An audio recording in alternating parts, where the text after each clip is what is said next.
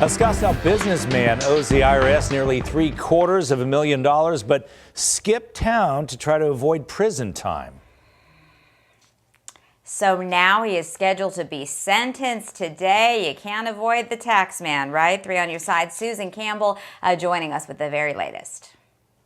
For a tax evasion conviction and for cutting an ankle monitor, Kevin Wynn is facing up to 8 years in prison.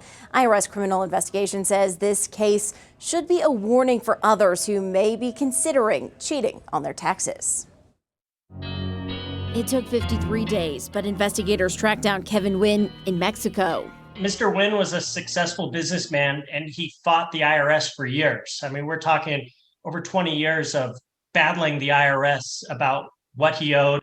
Brian Watson is a special agent for IRS Criminal Investigation. He says Wynn owes more than $765,000 for past due taxes, penalties, and interest. And in December of 2019, he was convicted of several charges, including tax evasion.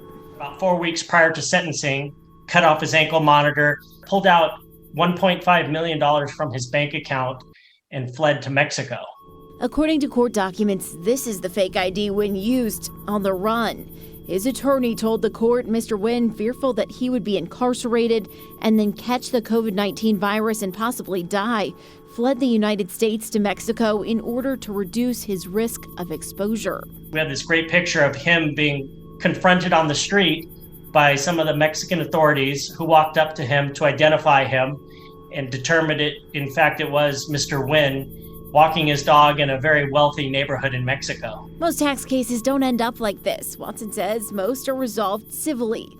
But it is a warning to people who don't pay what they owe.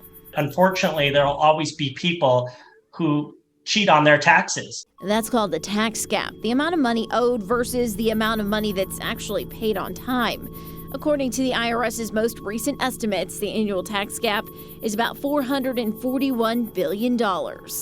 I equate it to going out to dinner with a group of 5 or 6 people, and everyone puts money in except for the one person who leaves early and doesn't pay. So it leaves everyone else to pick up the difference. We reached out to Wynn's attorney, who told us he had no comment.